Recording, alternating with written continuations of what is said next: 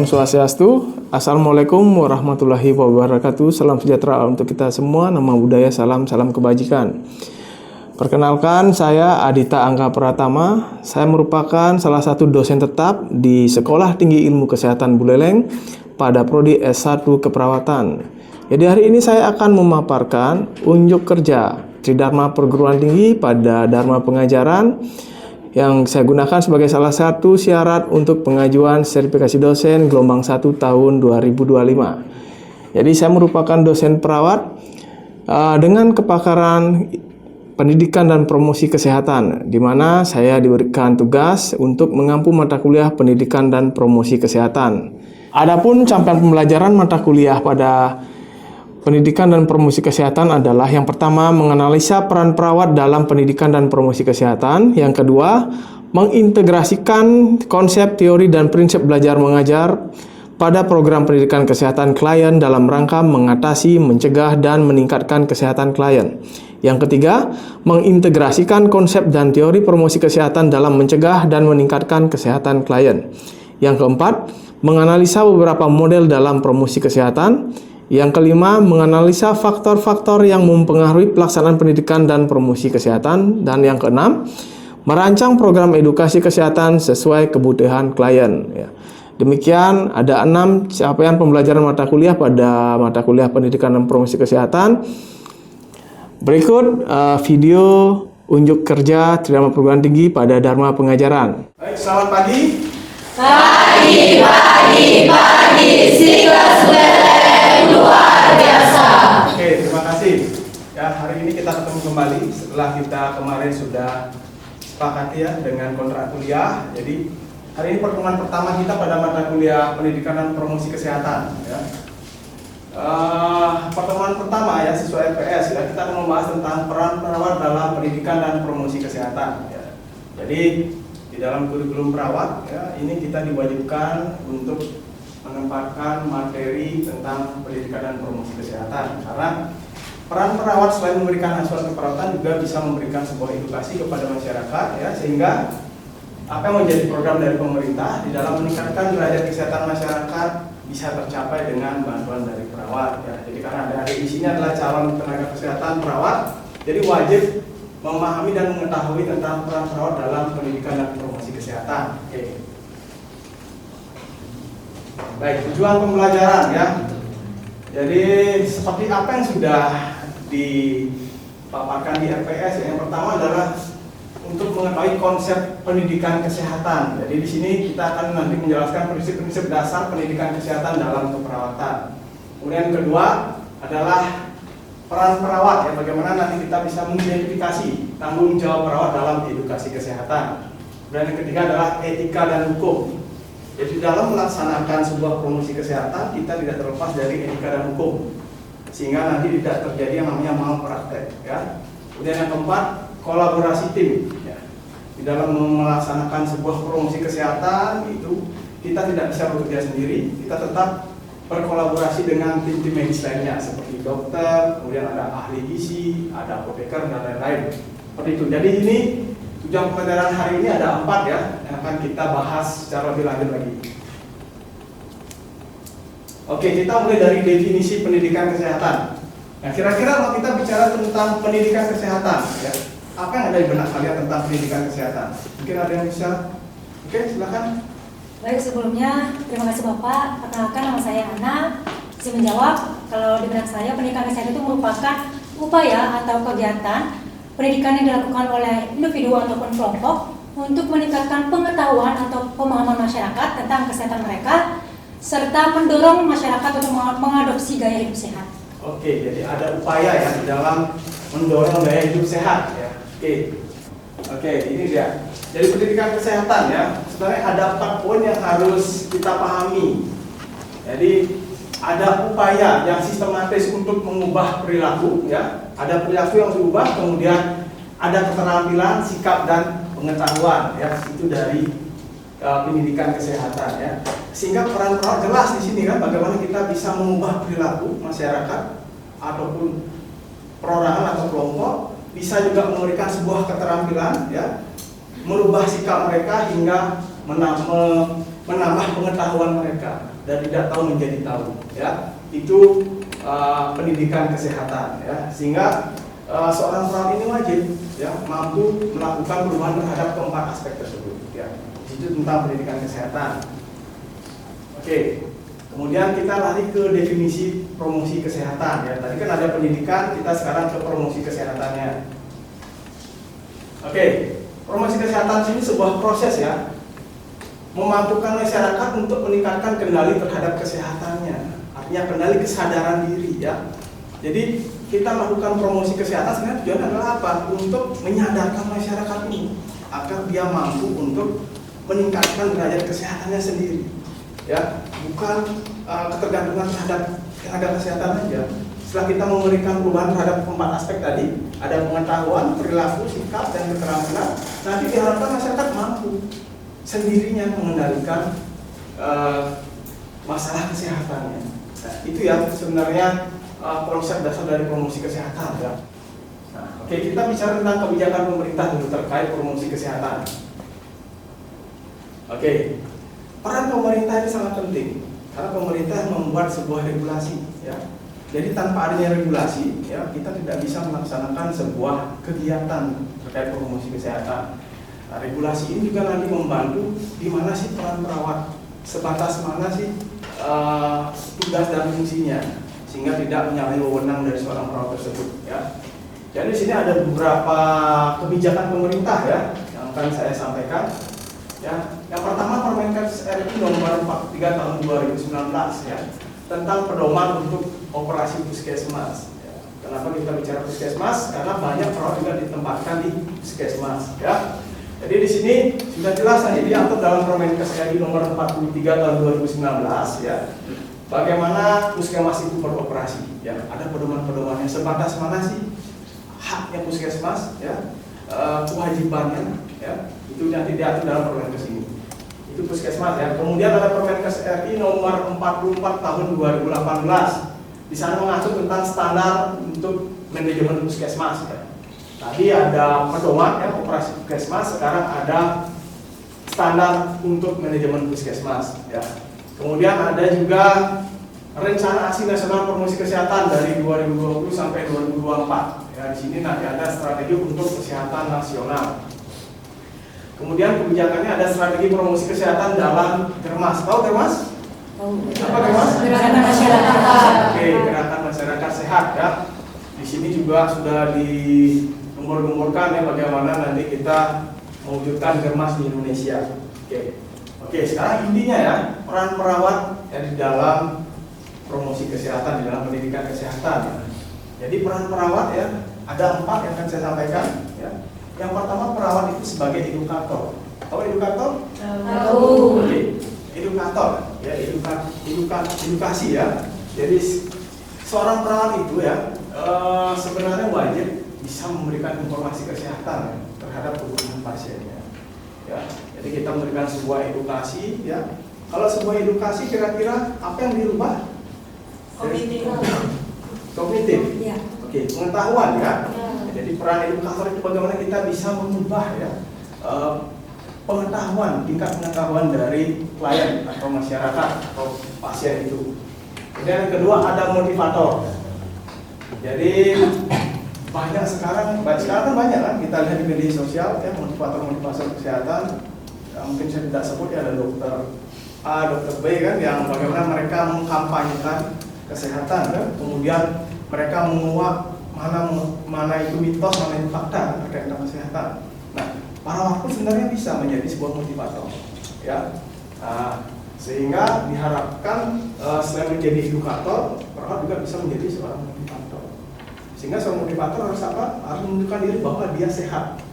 Jangan sampai nanti seorang motivator malahan dia sakit, kan. Ya, kan tidak dipercaya oleh masyarakat, ya.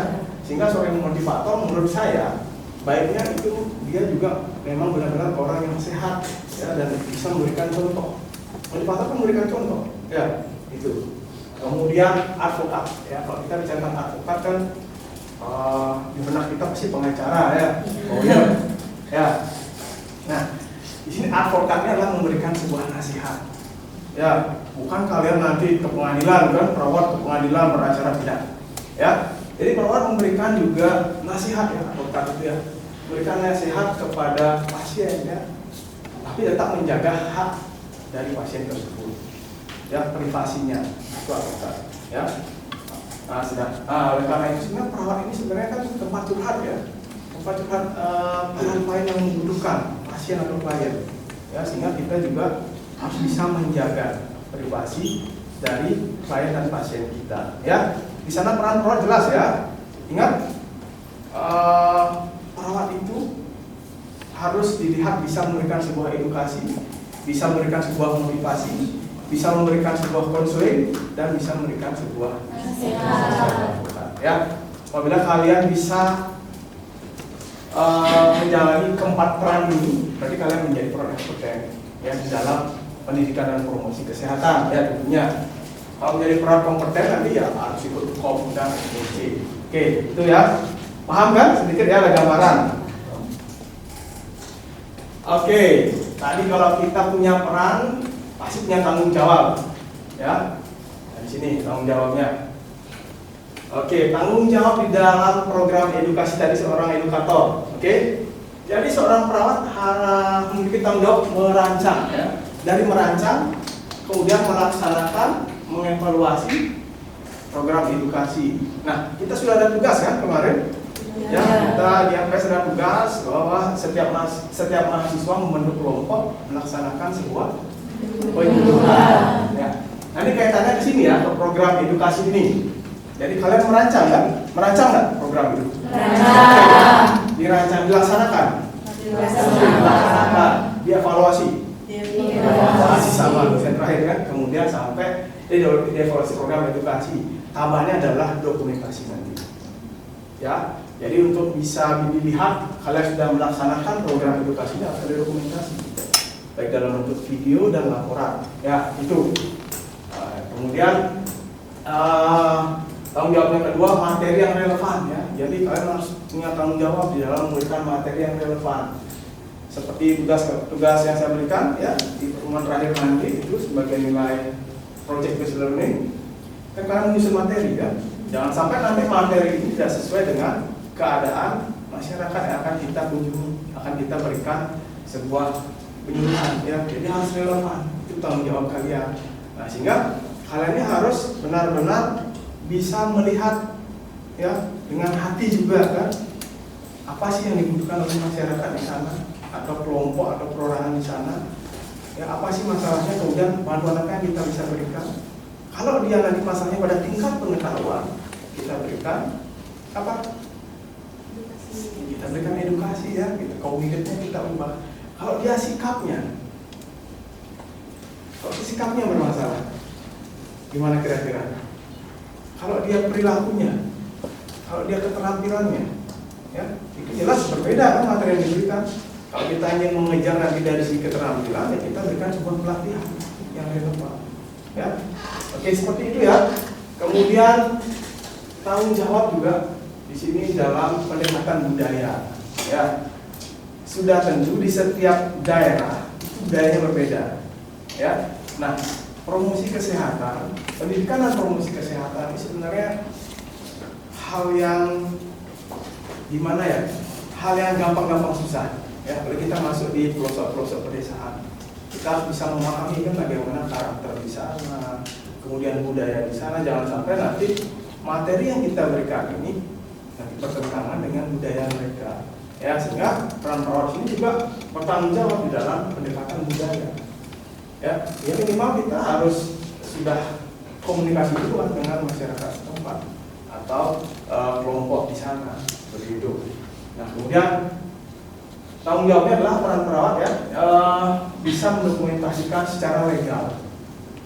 Ya, jangan sampai kita melakukan sebuah dokumentasi kemudian itu bertentangan dengan etika seorang perawat dalam promosi kesehatan. Ya, contoh kita melakukan sebuah penyuluhan di rumah sakit. Nanti kalian dapat di dalam praktek perawatan 3 nanti akan pergi ke rumah sakit. Selain ada tugas LPLK, ada juga terapi aktivitas kelompok biasanya, ya. Nah, nanti dalam memberikan terapi itu ada dokumentasi. Nah, itu harus jelas, ya. dokumentasi mana yang dilegalkan, mana yang tidak legal. Ya, itu harus dipahami dalam pengambilan gambar pertama. Ya, kalau dia pasien, kemudian dia mengalami sedang menderita penyakit apa, ya, kan misalnya tidak boleh ditampakkan wajahnya secara jelas.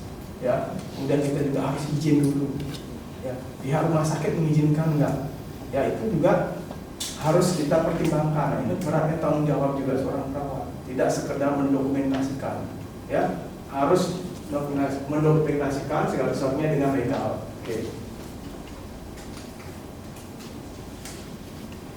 Oke, di sini etika dalam promosi kesehatan. Nah, di sini ada 4 hal ya, 4 etika yang harus diperhatikan seorang perawat. Ya, yang pertama prinsip autonomi. Ya, kata autonomi, ya, otonomi apa? Otonomi daerah. Kan? Apa artinya otonomi? Kita sering ucapkan, kita nggak paham nanti. Otonomi apa? Ya, otonomi daerah. Oke. Jadi prinsip otonomi ini ya, dan seorang perawat itu wajib yang menghormati hak dari pasien tersebut. Ya, hak pasien apa? Mendapatkan pengobatan yang tepat. Hak pasien apa aja? Dijaga privasinya. Ya, privasi oke, hak. Mendapatkan pengobatan sesuai intervensi. Oke, ya. Yang namanya prinsip otonomi yang menghormati hak pasien untuk membuat pilihan yang terinformasi. Ya. Jadi dalam kita memberikan sebuah, kalau kita bicara ini promosi kesehatan, ya sebelum kita memberikan promosi kesehatan kita tanya dulu kan, apakah dia berkenan kita berikan? Ya, berkenan nggak? Mau nggak dia menerima informasi atau edukasi terkait berarti itu bersih dan sehat contohnya? Itu kan haknya dia, ya. Hak diri sendiri kan dari pasien itu. Kalau dia mau ya kita berikan informasi yang benar.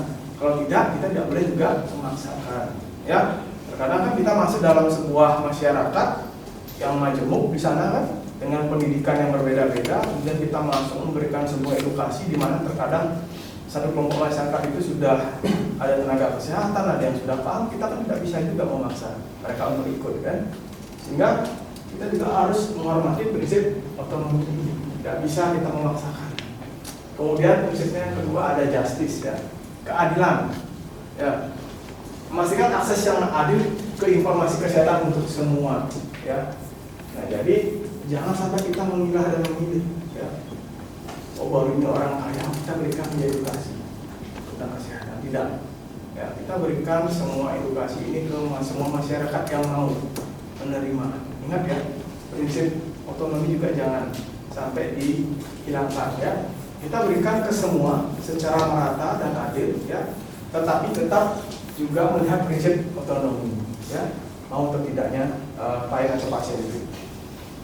Nah, kemudian benefits non malfeasance. Nah, ini tuh artinya Berbuat baik tidak membahayakan. apa? Berbuat baik dan tidak. Oke. Jadi prinsipnya kita harus melakukan sebuah promosi kesehatan yang benar ya, dan tidak membahayakan. Ya. Jangan sampai kita di dalam memberikan sebuah promosi kesehatan kita memberikan informasi yang salah, ya, kemudian berbau sara, ya, kemudian membahayakan. Tidak boleh. Ya, kita memberikan informasi yang benar dan tidak membahayakan dari klien kita. Itu prinsip dari promosi kesehatan tersebut. Nah, kemudian yang ketiga adalah concern ya, memastikan klien ya menyetujui juga tindakan yang akan kita lakukan ya, baik itu pemberian pemberian sebuah penyuluhan, keterampilan, pelatihan dan lain-lain ya. Nah, itu prinsip-prinsip yang harus kita pahami. Dan biasanya keempat prinsip ini keluar di soal UPOP. Ya, biasanya soalnya adalah diberikan contoh, kita akan diberikan contoh kasus. Ya, kasus ini kira-kira masuk dalam prinsip rawat yang mana? Ya, itu soal hukum banyak nanti keluar seperti ini. Oke, sekali lagi bentuk-bentuk kegiatan promosi kesehatan. Oke, di sini ada konseling kelompok. Ya, nanti tugas ya, kan konseling kelompok itu bukan perorangan ya. Ya. Kemudian ada konseling perorangan ya, kayak tadi divisi T. Perorangan atau kelompok? Perorangan, karena itu privasi harus dijaga. Ya, tidak semua orang boleh tahu. Ya. Kemudian ada kampanye media sosial. Ya, sekarang banyak kan? Influencer kesehatan banyak kan. Nah, si dokter Tirta, siapa pun banyak bicara tentang kesehatan kan, membuka fakta dan mitos. Ya, saya juga pengen sebenarnya di sini nanti ada mahasiswa studi Beleng yang bisa mengkampanyekan kesehatan di media sosial. Jangan hanya video TikTok goyang-goyang aja deh. Kita buat kampanye kesehatan di media sosial. Ya, di perawat mau ambil apa? Contoh komplementer, kita kan sekarang memiliki ciri khas komplementer kan, yang kita buat. Ya, siapa yang berani buat, kita kampanyekan bahwa komplementer ini tidak perlu datang ke terapis, ya, kita bisa berikan caranya kan. Seperti akupressor kan, kita bisa belajar, kita buatkan videonya, kita kampanyekan, sehingga nanti semua bisa. Ya, senam, yoga, kan banyak. Ya, dibandingkan kepada kita buat video-video yang tidak memberikan dampak kesehatan bagi masyarakat. Ya, saya rasa itu perlu nanti dibahas ya di saat organisasi mahasiswa BEM, di saat IES perlu dibahas sepertinya. Kita buat video yang mengedukasi masyarakat untuk meningkatkan derajat kesehatan masyarakat. Itu perlu dijaga. Oke, kemudian pelatihan kesehatan masyarakat. Nah, melatih anggota masyarakat dalam praktik kesehatan. Nah, ini agak sedikit susah memang ya. Karena kalau kita melatih anggota masyarakat, kita ketahui kan masyarakat dengan pendidikan yang berbeda-beda, tentu saja daya tangkapnya beda. Ya, beda kalau kita mengambil sebuah kelompok ya di sini kan, saya akan melakukan pelatihan kesehatan deh untuk mahasiswa semester 2, kan sama semuanya. Ya, sehingga gampang menerapkan. Nah, yang menjadi masalah kalau nanti anggota masyarakat ini ya itu macamnya berbeda-beda tingkat pendidikan, tentu saja akan sedikit berbeda pula caranya. Ya, nah di sana nanti peran kalian bagaimana membuat kegiatan ini jadi relevan. Oke, di sana ya kegiatan promosi kesehatan. Oke, saya ingatkan lagi ya tugas yang di akhir semester ya sampai GMK kan kalian melaksanakan penyuluhan. Ya. Nanti kalian harus melihat materi ini ya, dan di mana peran kalian, tanggung jawabnya seperti apa, ya, kemudian dokumentasinya seperti apa, ya. Terus regulasinya, etikanya, ya itu harus sesuai dengan materi ini, ya. Jadi materi pembuka untuk kalian nanti bisa melaksanakan tugas akhir, ya, sehingga tidak berlawanan ya dengan aturan yang ada. Oke, itu dulu dari saya. Saya rasa sudah cukup ya mengingat waktu ya. Kita dibatasi oleh waktu ya, tapi saya juga tetap membuka waktu saya apabila ada yang disampaikan ya terkait tentang pendidikan dan promosi kesehatan, baik itu di kampus maupun di lingkungan rumah tinggal kalian.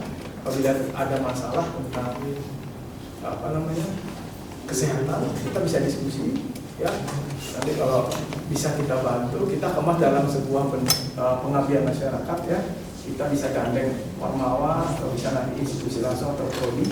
Ya, jadi saya harap dengan adik-adik mendapatkan mata kuliah pendidikan dan promosi kesehatan ini bisa membuka hati nurani kita, bagaimana kita bisa meningkatkan derajat kesehatan masyarakat ya, terutama dari tingkat keluarga dulu, kemudian lingkungan tempat tinggal, ya, dengan masyarakat luas.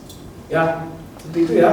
Ya. Oke, semoga bisa dipahami semuanya. Intinya peran perawat di sini adalah memberikan edukasi, memberikan motivasi, memberikan konseling, memberikan nasihat. Saya rasa semua sudah paham ya. Oke. Baik, saya akhiri pertemuan hari ini. Terima kasih sudah mengikuti ya. Kita ketemu lagi kapan di JMK? Oke, hari Rabu kita ketemu lagi ya, tapi di jam praktek ya, sesuaikan dengan RPS. Nanti silakan PJMK di absensi, kemudian dilaporkan ke saya, dimasukkan dalam jurnal ya, sehingga dokumentasi kan. Iya kan terdokumentasi kan? Iya. Sekali kegiatan pendidikan itu harus terdokumentasi. Ya, kira-kira didokumentasikan sebagai laporan juga di prodi.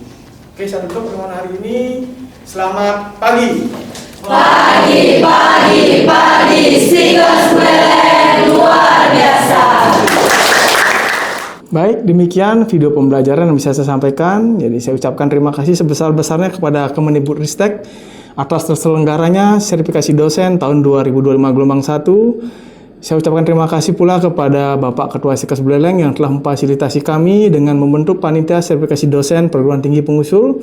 Kemudian saya ucapkan terima kasih juga kepada perguruan tinggi penyelenggara sertifikasi dosen dan pada tentunya juga pada Kepala Lembaga LIT Wilayah 8 yang sudah membantu kami di dalam penyelenggaraan sertifikasi dosen gelombang 1 di tahun 2025. Saya ucapkan terima kasih.